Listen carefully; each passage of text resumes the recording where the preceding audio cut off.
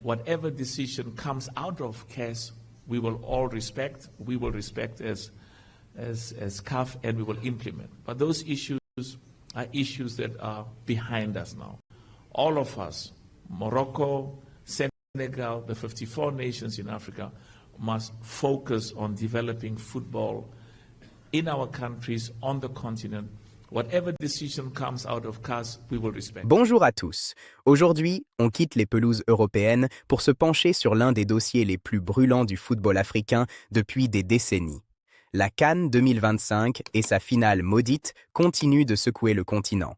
Et hier, 8 avril 2026, le président de la Confédération africaine de football, Patrice Motsepe, était à Dakar. Il a rencontré le chef de l'État sénégalais, Bassirou Diomaye Faye, puis tenu une conférence de presse qui a immédiatement fait le tour des rédactions africaines. Alors qu'a-t-il dit? Qu'est-ce que ça change vraiment? Et surtout, est-ce que les Sénégalais ont des raisons d'espérer? On décortique tout ça ensemble. Pour comprendre ce que Motsepe est venu faire à Dakar, il faut d'abord rappeler ce qui s'est passé le 18 janvier 2026 au stade de Rabat. Ce soir-là, le Sénégal bat le Maroc 1-0 en finale de la CAN 2025. Les Lions de la Teranga reçoivent les médailles, le trophée, le prize money. Sadio Mané et Kalidou Koulibaly soulèvent le trophée devant leur peuple. Le Sénégal est champion d'Afrique. Ou du moins, c'est ce que tout le monde croyait. Car au cours de cette finale, un événement inédit s'était produit.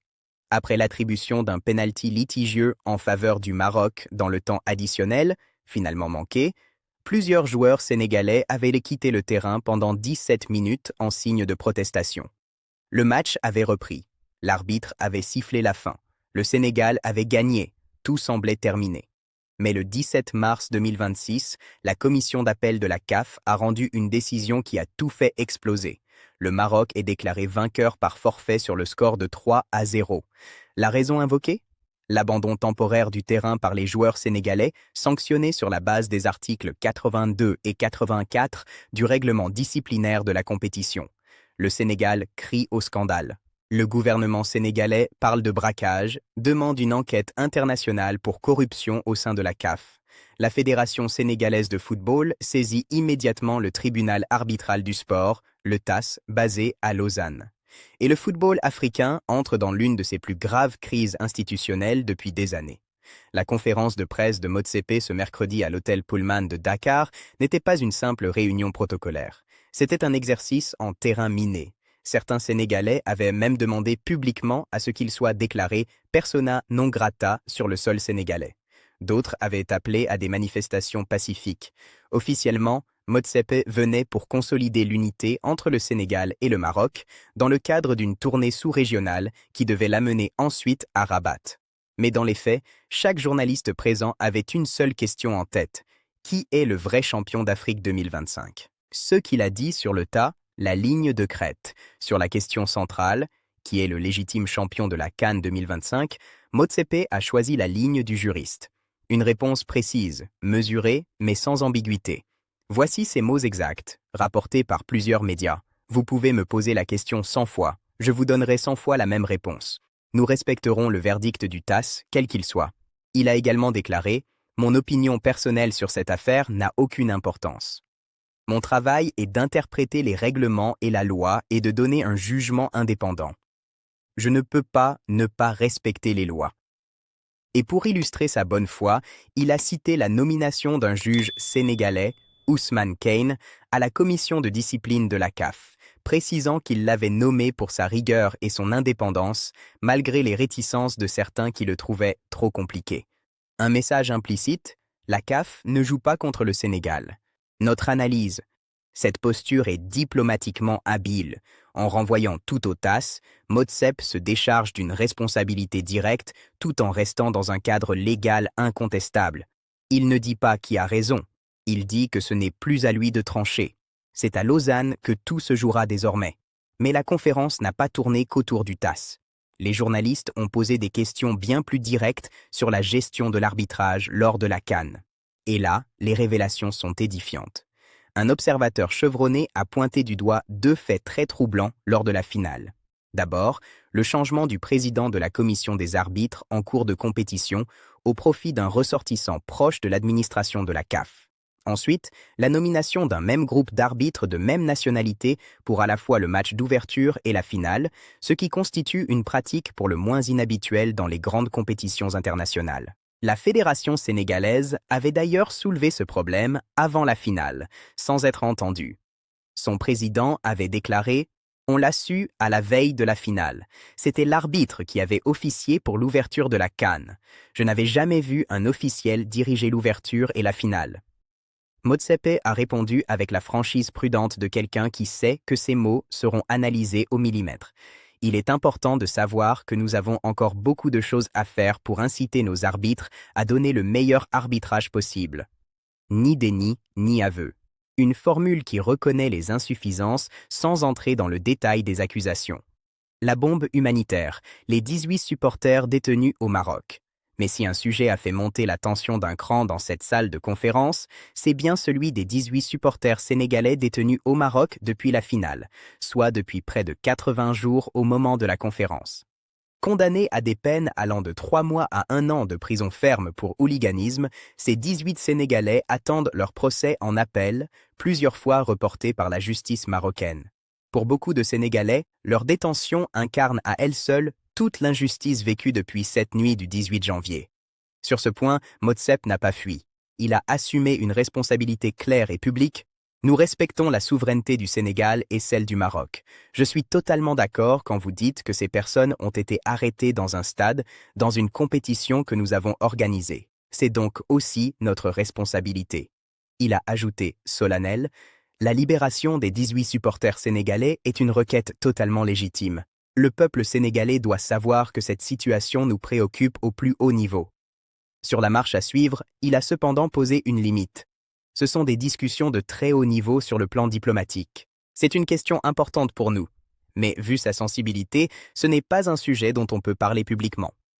Des discussions à un niveau très élevé, impliquant directement les autorités des deux pays. Notre analyse. Cette reconnaissance publique de la responsabilité de la CAF est un pas significatif.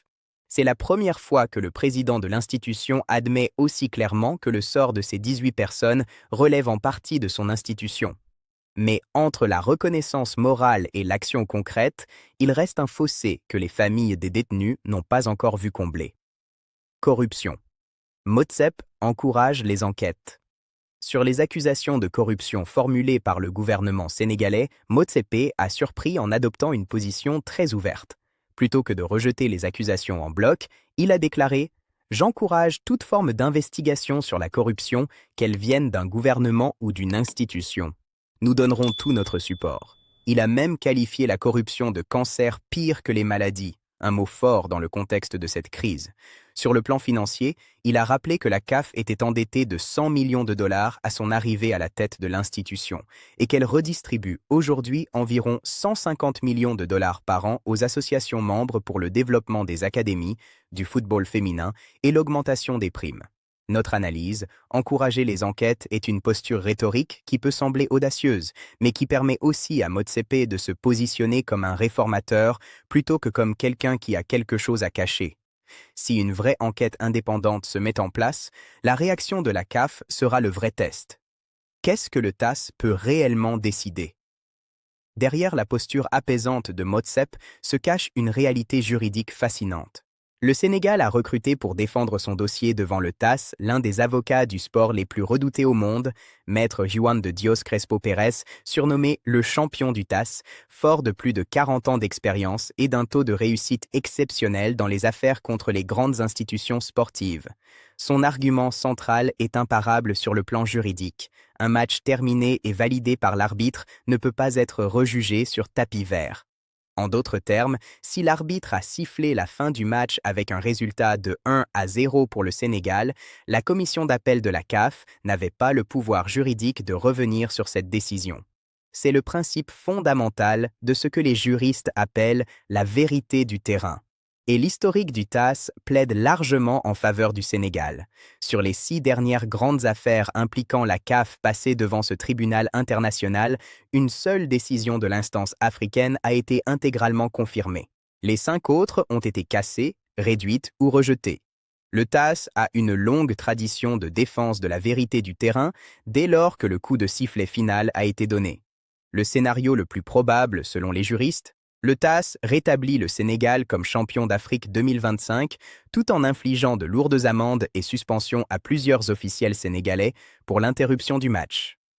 Une victoire sportive assortie d'une sanction disciplinaire, ce qui signifie que le Sénégal serait champion, mais que des joueurs ou dirigeants pourraient être suspendus.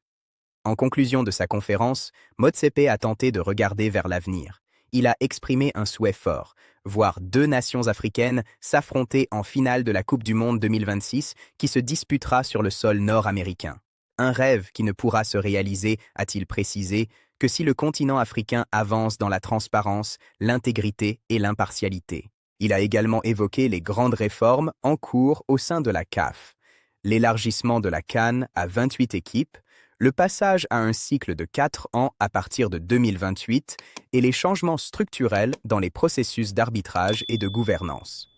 Son message de clôture, prononcé avant de prendre la route vers le Maroc, « Je n'ai aucun doute sur le fait que nous sortirons de cette crise plus unis et plus forts. Ce qu'il s'est passé au Maroc aura été un apprentissage important. Notre analyse. Ces réformes sont nécessaires. Mais dans le contexte actuel de défiance totale d'une partie de l'opinion sénégalaise envers la CAF, les belles paroles sans action concrète et rapide risquent de ne pas suffire. Le vrai tournant se fera au TAS. Et là, ni les discours ni les tournées diplomatiques ne pourront influer sur la décision. Patrice Motsepe est venu à Dakar avec une mission clairement diplomatique. Il a reconnu les insuffisances de la CAF sur l'arbitrage. Il a assumé une responsabilité morale sur les supporters détenus. Il a encouragé les enquêtes sur la corruption. Et il a renvoyé le verdict final sur le titre de champion vers le TAS sans jamais dire personnellement qui, selon lui, a gagné cette finale. C'est une posture habile, celle d'un dirigeant qui évite le piège du commentaire partisan tout en montrant suffisamment d'ouverture pour ne pas apparaître comme un adversaire du Sénégal. Mais pour des millions de Sénégalais qui regardent Sadio Mané sur une photo avec le trophée, cette conférence de presse ne change fondamentalement rien à leurs convictions profondes. Leur équipe a gagné ce match sur le terrain et le titre leur appartient. La vraie question n'est pas ce que Motsepe pense. La vraie question est ce que vont décider les arbitres internationaux de Lausanne. Et ce verdict qui pourrait tomber dans les prochains mois aura des conséquences bien au-delà du football africain. Il va redéfinir les limites du pouvoir des confédérations continentales dans le sport mondial. Une chose est certaine, le football africain ne sera plus jamais tout à fait le même après cette CAN 2025. Et cette histoire, mesdames et messieurs, est loin d'être terminée.